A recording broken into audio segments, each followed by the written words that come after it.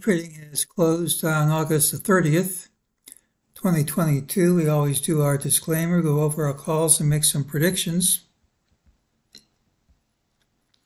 It's my trading plan for tomorrow, August 31st. Please remember, I can be wrong. Any trade you make should be at your own risk. Call for the pattern with the early low. This is it. Tomorrow should have the early high. I said the pattern was negative, but I couldn't rule out gapping up first, which is what we did. This is what we said. Tomorrow has the early high, but it might be a rally day, even though the day has a reputation of being negative. We get to cross an old target off the list, 4,941 from back in July. We have two lower targets for this year, 3961.82, 3745.79. They don't have to print anytime soon, but they're almost always assured of printing at some time. And we have all kinds of higher targets. So at some point we think this decline is going to stop and we're going to hit the higher targets. Speaking of higher targets, we have a new target from today's pattern, 4006.40, and unless we gap down smartly, that's my call. Now we came pretty close to the 3961.82 target from July. That's here, but close doesn't count. This green line is the FOMC announcement price in July, and you'll see with a good support level it made. During the day, we got a sell signal in the afternoon. That's enough to satisfy it. The move in the morning was called false. Gives us a target most likely to print by early Thursday. This was a down day, but we closed over all the intraday lows.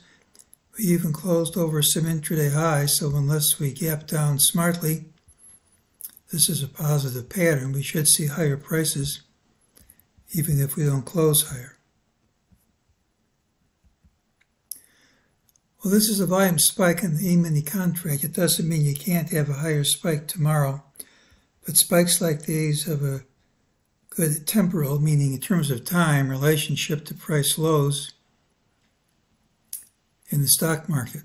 So we should look for a low whenever you see a spike like this, particularly when you're near the lower Bollinger Band.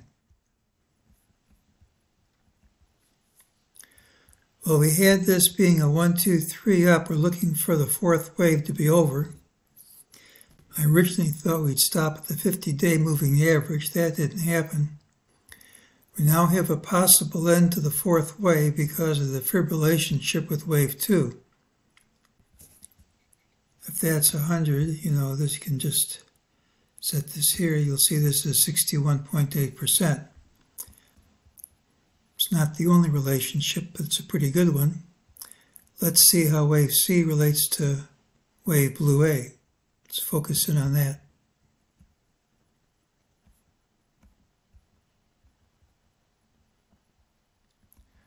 I left one thing out of this chart. I drew this trend line here.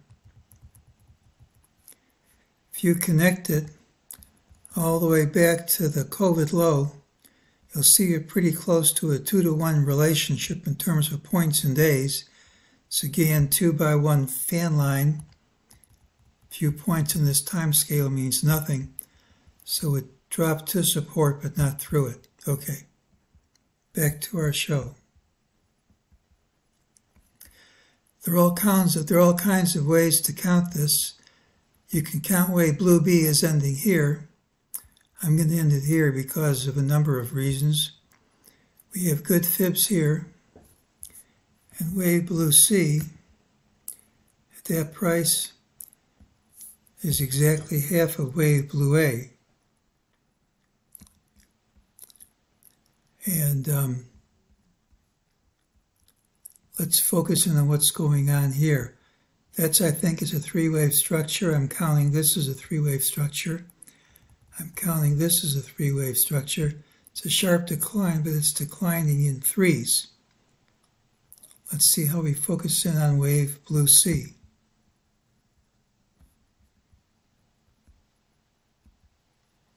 Don't forget 5-wave structures are impulses, 3 waves are corrective waves.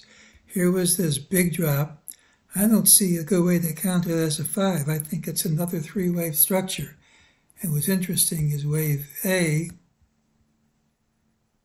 and B are exactly equal. So that's a 3-wave structure, that's a 3-wave structure. All these things are 3-wave structures.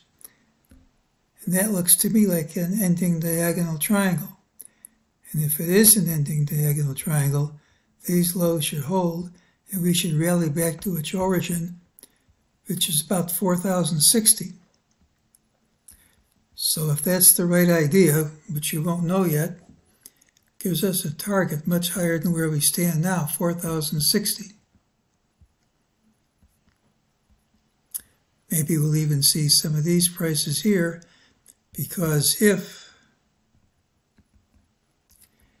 that's 1, and if 4 is completed, and if 5 is equal to 1, which is common, if that happens, which we don't know yet, even if the wave truncates, you'll be well over 4,200 and see all those prices. Tomorrow's pattern has the early high, has reputation of being a bearish day with a low in the final hour trading. Lately, however, quite a few days in the cycle have had this final low higher than the early high, so it can be a bullish day. There's a higher target unless we gap down smartly. The rules call for it to print. We had a drop all day. We closed over intraday lows, so unless we gap and promptly undercut the day's low, we should see higher prices. It's possible to count the decline as a completed 4th wave. I admit it's not the only count, but there's support from the Gann fan line and the E-mini volume spike. If the interpretation of today's action as an ending diagonal triangle is correct, we should have a rally, and probably a good rally, tomorrow. And as always, we gap down smartly. The whole idea is kill before the open. So this is the best chance we have had for a low all the way down. A number of things are fitting together. Now that we have what we need, we have to start going up. And if we do, the initial target isn't a whole lot higher, 4,006.40, but if that's the right count, we can go over 4,060 here and perhaps start a wave 5 and see some of these higher targets. Tomorrow's pattern has a really high, but it could be a bullish day, and that's today's call.